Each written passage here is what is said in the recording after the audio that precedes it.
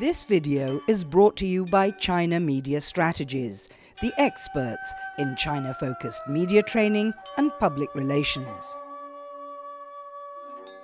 Red envelopes, a Chinese tradition. It's customary to give Chinese reporters a red envelope whenever they attend your media event. This is for domestic Chinese media only. The red envelope is filled with cash, and that's usually about 300 or 200 renminbi. This is a red envelope. You hand it to the reporter stuffed with money. It usually is equivalent of 30 to 45 US dollars. This is something that they expect.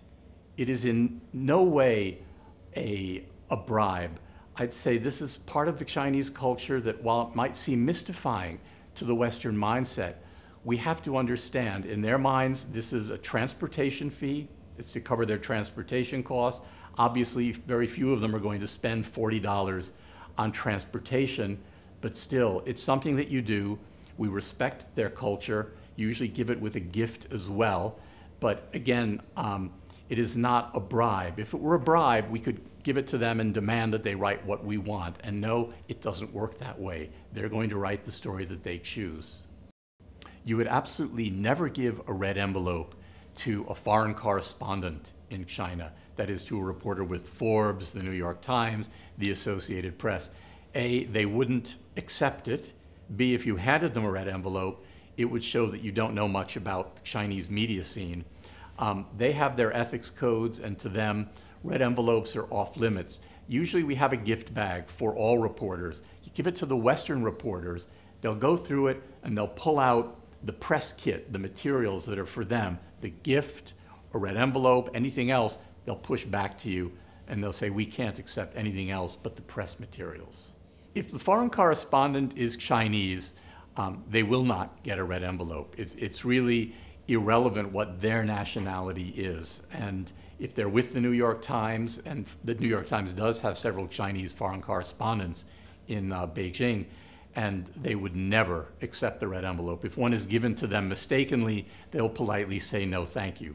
If you don't give a red envelope to a reporter, you're putting the guanxi at risk. And we talked about guanxi earlier, which is the building and cultivating of relationships.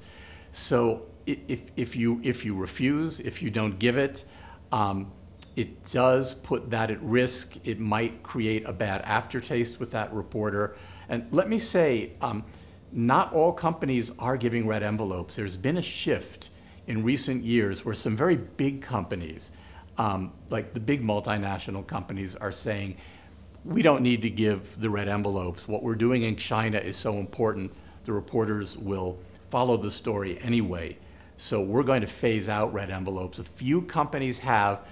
They've been fairly successful, but you can only do that if you're a giant like General Motors or Coca-Cola, because no matter what they do, whether they give the envelopes or not, the media is going to feel compelled to follow them because their decisions have such strong ramifications on the Chinese economy. However, if you're a small business, if you're trying to break into the Chinese market for the first time, please, I urge you to honor their tradition, honor their culture, and accept the red envelopes as a necessary fact of life.